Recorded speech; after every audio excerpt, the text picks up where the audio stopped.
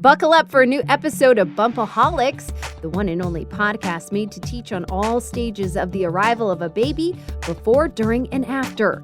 Whether you're an expecting mother, have questions about fertility, difficulty with lactation, or postpartum, you're sure to learn from our experienced doulas when you listen to Bumpaholics. The following media content is intended to only be an educational reference guide and should not be taken as a substitute for medical advice. While KC Women's Ministry adheres to strict self-set guidelines, any advice, instructions, or information found within this media is not intended to be a substitute for medical advice, diagnosis, or treatment. KCWM makes every effort to broadcast correct information. We simply present the views based on evidence-based information.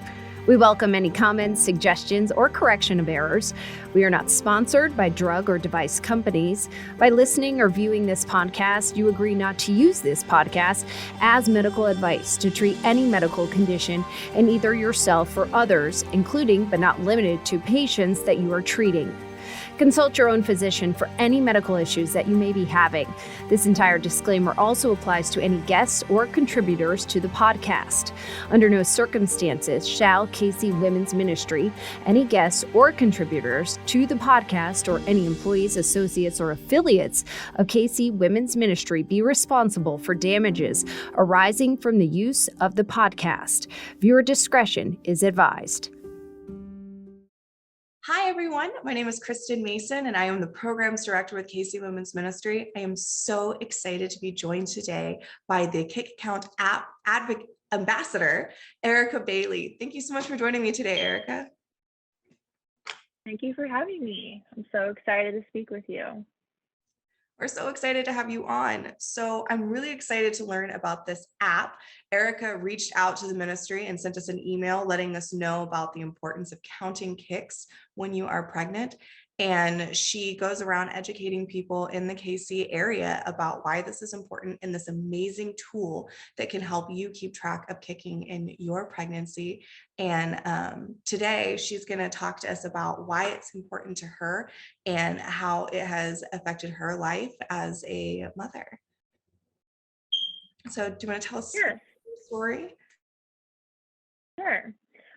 My name is Erica. I live in Kansas City, Missouri, and not long after I got married, my husband and I were very lucky that we were able to get pregnant, and it was my first pregnancy, and it was text-booked. It was a very healthy, low-risk pregnancy. I hired a doula because that was important to me to have the birth experience that I wanted, and I had no red flags.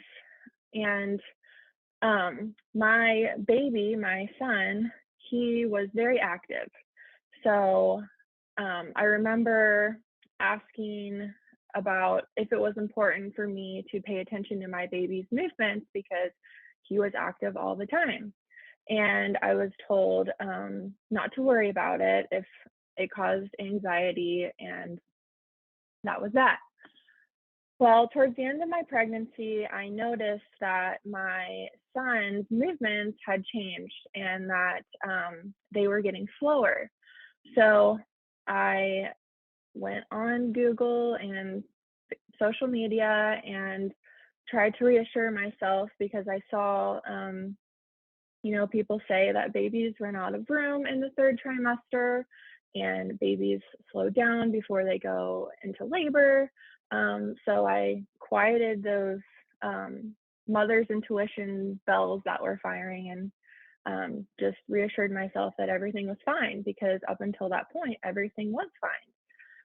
Well, when I got to 39 weeks with my son, I noticed that he had stopped moving. And I tried the cold drink and the eating something sweet, and of course, nothing worked. And I finally went into triage, and that's where we found out that my son didn't have a heartbeat.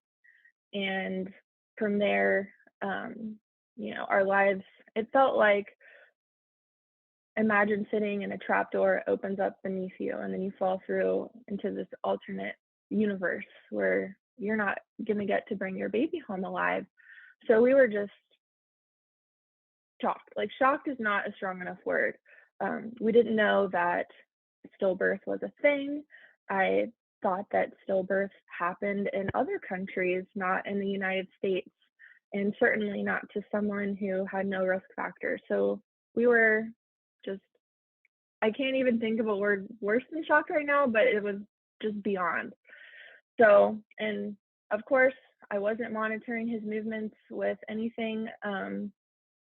So we don't know, you know. Well, 3 months later, we got pregnant again.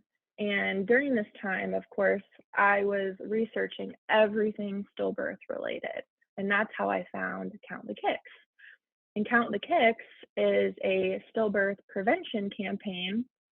And they have this free app where moms can use the app once a day or more, but at least once a day, to basically time their baby's movements to 10, get to 10 movements. And then there's another feature where you can rate the strength of your baby's movements, because evidence shows that babies that have a change in movements can be in distress. And if you can report those changes to your provider, they can intervene if necessary to save your baby's life and prevent stillbirth. And Count the Kicks has been able to do this in Iowa, where since their Count the Kicks campaign launched over the span of 10 years, they were able to reduce stillbirth by 32% across the board. And specifically for Black moms, which we'll talk about later, I'm sure they were able to reduce stillbirth rates by 39%. So I found out about this amazing app, and it was really bittersweet because I was like, how did I not know about this before? So I used it during my second pregnancy, and I used it religiously, obviously, because pregnancy after loss is very anxiety filled. And it actually, using the app gave me a lot of peace of mind, because as soon as I would use it, I would know my baby is okay, he's moving in his normal pattern, and I would feel relieved. And I felt like I was really getting to know my son and his movements, and that was like our special time every day to be with each other, even though we were with each other every day. That was just like extra special time. So I got to 36 weeks and I woke up, and normally my son would move, 10 times in like 10 or 15 minutes. And it would usually happen around 7 while I woke up. And that morning it didn't happen. And I was like, what is going on? So we had an appointment already scheduled for 8 o'clock. So we went to the appointment, and I told them that my son is not moving like his normal pattern. And they hooked me up to a non-stress test, and they could see that I was having contractions, which I could barely feel, but during the contractions, his heart rate was dropping. And we actually passed the non-stress test, but I just knew in my gut that something was off because he was not moving like his normal pattern. And of course, I've lived through this, and I was just terrified that I didn't want my other son to be stillborn either. And I just knew something was off. So they listened, and they monitored me for a few more hours, and they confirmed that his heart rate did keep dropping. So they decided to admit me overnight based on my history and what I was telling them about my son's movements, and that it was showing on the non-stress test and the monitoring that his heart rate was dropping. So the next day they checked me, because I was only 36 weeks and 1 day at that point, to get a plan. And lucky for me, I was already at 5 centimeters. So my doctor broke my water, and he came out pretty fast 4 hours later, and healthy and alive. And what's really funny is our doula, who was the same doula for both my boys, she actually got pulled over on the way there, because I told her, it's happening, I'm already out of 5. And when she got pulled over, the police officer saw her shirt, that she had her doula shirt on, and her license plate has something about being a doula. And he was like, go. I don't know what a doula is, but just go. So she made it in time. And this is why I'm so passionate about Count the Kicks, because I've been on both ends of this. I have been on the side of not knowing the importance of paying attention to my baby's movements and then having the worst possible outcome, which is a child who is stillborn. And then I've been on the baby save side, where I have lived firsthand the importance of speaking up when you notice a change and advocating for yourself and for your baby. So that's why I decided to become an ambassador. And I'm an ambassador for the state of Missouri, but I live in Kansas City, so I work a lot with Kansas and Missouri. And my goal is for every pregnant person to know about this app and the importance of paying attention to your baby's movements, because it literally could save your baby's life. It's such a powerful story.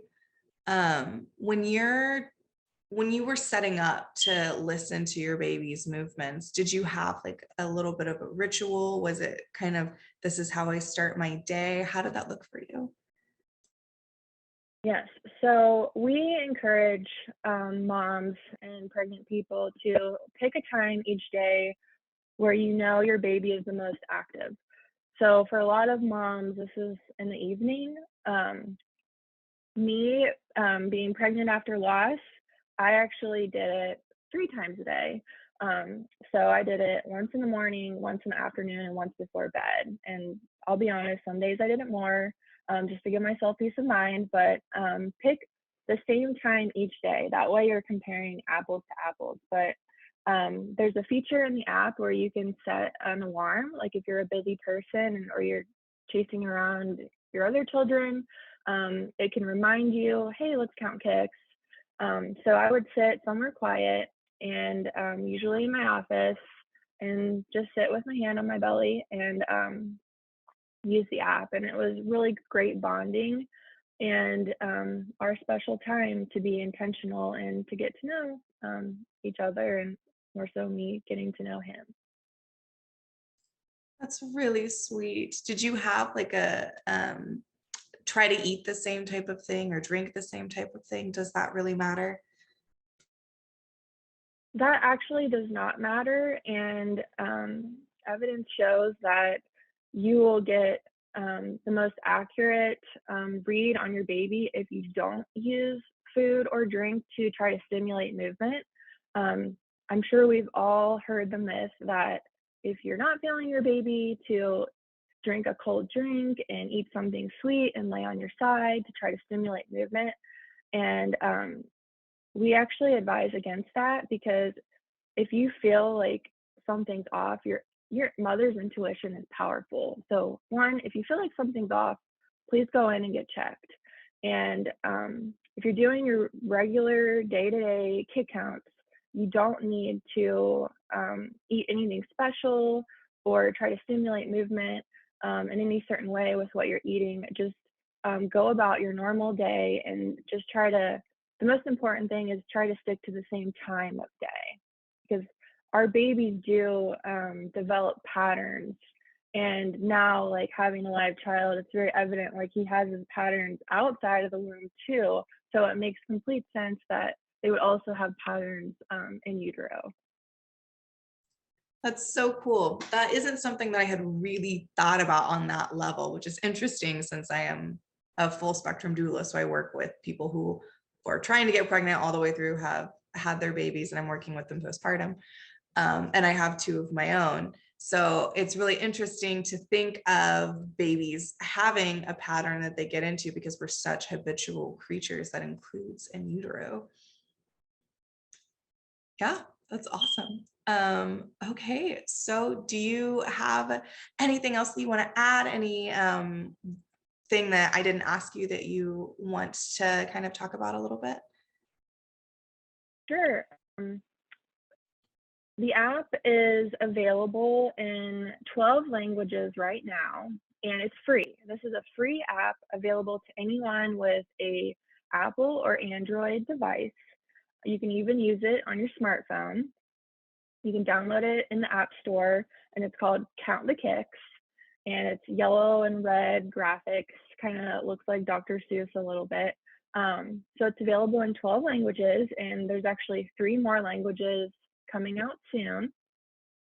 And if you don't have a smartphone, we have templates you can print off on the website that you can just do it with pen and paper and a stopwatch if you want, if that's easier. But most of us have smartphones these days, so it's just easiest to do it on the phone.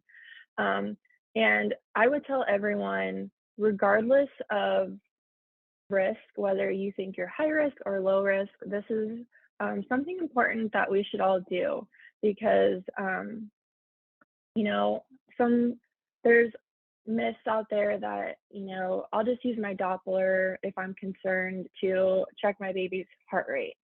And unfortunately, a baby will have a good heart rate until it doesn't. And in my case, I had an appointment the day before I think my son passed away, and his heart rate was perfect. So knowing your baby's movements and feeling those changes in what's normal will actually alert you earlier than a change in heart rate. So paying attention to your baby's movements is so important. Don't rely on the Doppler. I like to explain it this way, like using a Doppler is like watching a car drive by at full speed and not knowing how much gas is in the tank. So that car is going to keep driving, that baby's going to keep having a good heart rate until it doesn't. So knowing that your baby's movements and getting to know their normal is like kind of measuring how much gas is in the tank. So it's so important for all moms, regardless of risk, regardless of whether your baby is very active, it's super important. And most of the app users, it actually reduces anxiety, it helps bonding, and it's just a great thing to empower you to speak up if you notice a change, and because you are your baby's voice and their movements are how they talk to you. Yeah, that's all amazing. Well, thank you so much. And if anybody wants to learn more, you can download that app on Play Store or Google Play or all of the different places on the Android and Apple phones. And they have a website that you can check out, and that's all going to be linked below. I'm so excited to learn more about this amazing app. I'm so happy for just the anxiety calming effects that it can have, and the bonding with your baby. Bonding with baby before you give birth is so important. Thank you so much for reaching out to us and talking with me today. All right, and KC Women's Ministry members, keep an eye out, because Erica is going to be doing a full presentation for us. And so I'm going to be posting a place for you to write out your questions, just like we do anytime we have a speaker. And we will be making another recording so you can learn so much more about what we talked about today. She's given me a glimpse at that presentation, and I'm really excited to get the full class. So keep an eye out for that. It will be made available to you within the next few weeks. Thanks so much for joining me this morning, Erica. Thank you for having me.